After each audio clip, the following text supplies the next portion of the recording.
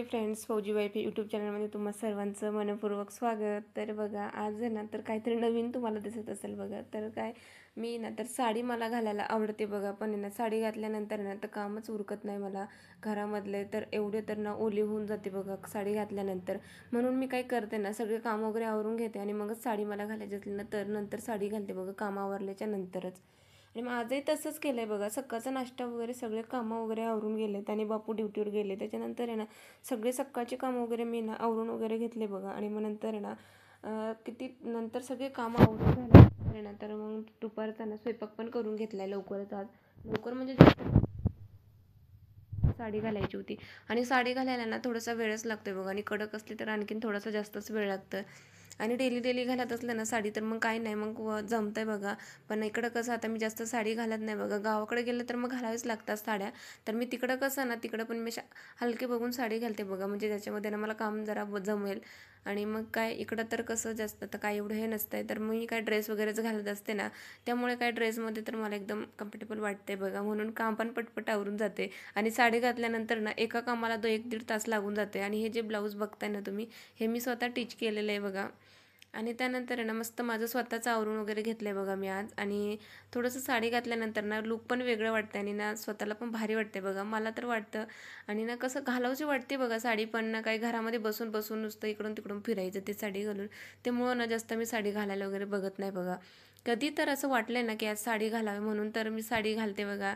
आणि साडी घातल्यानंतर कसं असतं ना, बांगड्या वगैरे घाला हे ते, आणि मग काय आता एका हातामध्ये तर बांगड्या वगैरे होत्या आणि दुसऱ्या हातामध्ये ना वॉचवाला घालायची सवय बघा। तर मग एका हातामध्ये ना वॉच वगैरे घालून घेतली आणि बापूसाठी पण एक वॉच काढून ठेवली। त्या दिवशी की मी ना साडी घालते ना त्या दिवशी ना मी बापूंना सुद्धा ड्रेस घालायला होते बघा। का तर मग मी साडी घातली ना तुम्ही पण ड्रेस घाला, काय होते बघा। भरपूर अशा साड्या ना इथं आहेत माझ्या, आणि बापूंचे पण ना सिव्हिल ड्रेस भरपूर आहेत। पण मी काही साडी डेली घालत नाही, ड्रेसच मी घालत असते। आणि बापू पण ना ड्युटीचे ड्रेस घालत असता बघा।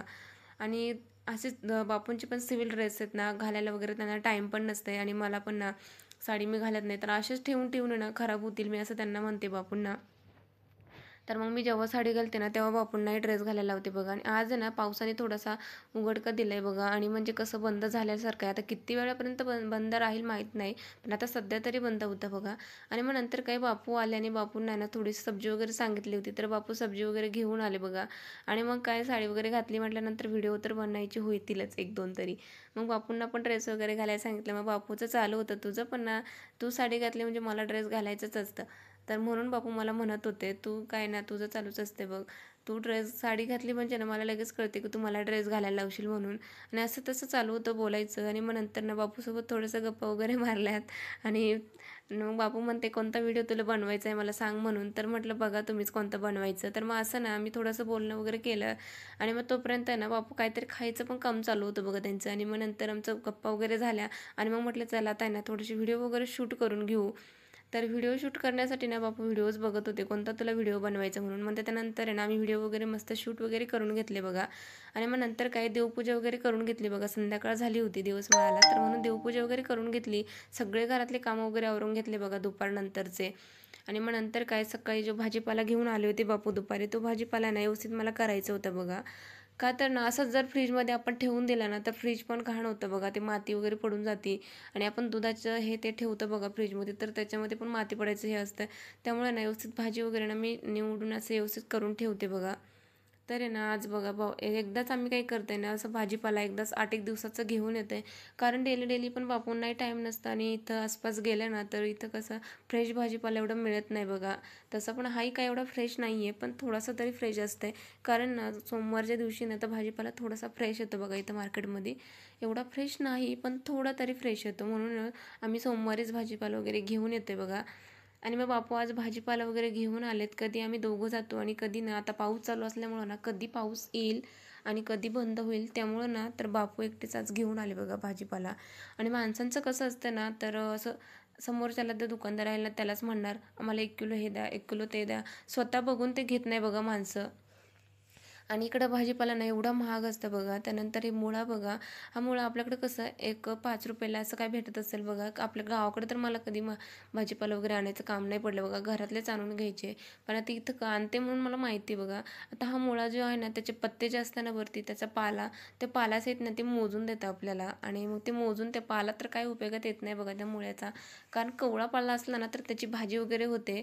पण इकडं हा ना याला पिवळेसर पाना झालेले असते बघा त्याचे. कारण मी म्हटले ना अगोदर एवढा फ्रेश नसतो इकडचा भाजीपाला, अगोदर तोडलेला असतो काय माहीत कधी तर. मग ते ना सुकलेलं असतंय बघा. आणि ते पाल्यानंतर असाच फेकल्या जाते बघा. अर्धा मुळा निघतं आणि अर्धा तो पालाच निघून जाते त्याला. आणि त्यानंतर ना पालकची भाजीची पत्ते तर एवढे मोठे मोठे असतात. पण काही खायचे असल्यानंतर खावंच लागते बघा. आणि त्याच्यातले पण ना अर्धे पत्ते तर खराबच असतात बघा. पण बापूंना ना खूप आवडते पालक भाजी, म्हणून आम्ही आणत असते. आणि नंतर आहे ना तर मिरची बघा, आज इथे एवढी सारी मिरची घेऊन आलेत बघा बापू. आम्ही एवढी मिरची खात नाही, पण त्यांना आज माहीत नाही कसं काय त्यांनी एवढी जास्त घेऊन आलेत. आणि ती पण ना पन्नीमध्ये ठेवली बघा मी आज दुपारपासून. आणि संध्याकाळच्या वेळेस आता ते व्यवस्थित करते. तोपर्यंत ना त्याला एवढंच असं ना पाणी सुटलं होतं बघा, पन्नीला पाणी पाणी झालं होतं. आणि मिरच्या पण पूर्ण ओल्या होऊन गेल्या होत्या. तर मग काय ते मिरच्यांना ना थोडंसं कपड्याने पुसून वगैरे घेतलं ना, आणि फॅनच्या हवेत थोडंसं टाकलं ना, त्याचं पाणी वगैरे निघून जाते बघा. आणि मग ना डब्यामध्ये भरून ठेवलं ना तर मग व्यवस्थित राहतात त्या. आणि त्याचे डेट वगैरे मी काढून घेते, का तर ना इकडं पाणी मारून मारून अगोदरच त्याचे डेट ते थोडेसे सडल्यासारखे करतात ते लोक, एवढं पाणी मारते त्या मिरच्यांवरती. आणि मग आहे ना तर एवढं सगळं भाजीपाला एकदाच आणला ना, मग 8 दिवस कसं टेन्शन राहत नाही बघा आपल्याला पण.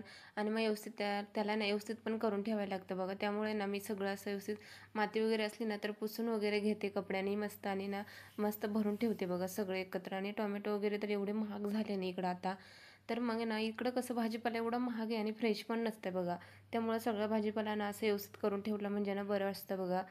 आणि मग त्यानंतर आहे ना तर बऱ्याच ताईंच्या ना कमेंट पण होत्या बघा आपल्या व्हिडिओला. तर की असं बऱ्याच ताईंनी ना काय इमोजी वगैरे टाकलेले होते. काहींनी छान तुमचे व्हिडिओ छान असतात ताई असं टाकलेलं होतं. आणि काही बऱ्याच ताईंनी ना असं विचारलं होतं की तुमचं गाव कुठलं आहे, तुम्ही कुठं राहता, असं कमेंट होत्या बघा. आणि मी एक ॲरीवर्कचं ब्लाऊज बनवलं होतं, त्याच्यावरती पण कमेंट होत्या की हे म्हणे तुम्हाला कुठं भेटले आणि कुठून तुम्ही घेतलं आहे बघा. आणि एक कुशन बनवलं होतं, त्याला काय म्हणता या कपड्याला, अशा बऱ्याचशा कमेंट होत्या. तर बघा सगळ्यात पहिले ना ताईंनो, ज्यांनी मला व्हिडिओ कमेंट करून सपोर्ट केला नाही की तुमचे व्हिडिओ छान असतात असे वगैरे काही इमोजी वगैरे टाकून, तर त्यांना सगळ्यांना ना खूप मनापासून थँक्यू बरं का ताई, कमेंट करून सपोर्ट करण्यासाठी. आणि त्यानंतर ना बरेच ताईंचा प्रश्न होता की ताई तुम्ही कुठं राहतात. तर आम्ही ना ताई आता सध्या तर आम्ही ना देहरादूनला राहतो आहे बघा. आणि त्यानंतर आहे ना तुमचं गाव कोणतं, तर आमचं गाव आहे ना तर संभाजीनगरच्या जवळ आमचं गाव आहे बघा. तर आम्ही संभाजीनगरच बोलते, कारण ना छोटं गाव सांगतात कोणाला कळत नाही बघा. आणि ना कुशनच्या कपड्याला काय म्हणतात, तर कुशनचा कपडा असंच म्हणतात. आणि मुंबईच्या एका ताई होत्या, त्यांनी कमेंट केली होती की या मोत्यांना काय म्हणतात, तर त्या मोत्यांना ना व्हाईट मोती असं म्हणतात बघा. आणि आमचे व्हिडिओ तुम्हाला कसे वाटतं कमेंट करून नक्की सांगा. भेटूया अशाच नवीन व्हिडिओसोबत. तोपर्यंत बाय बाय.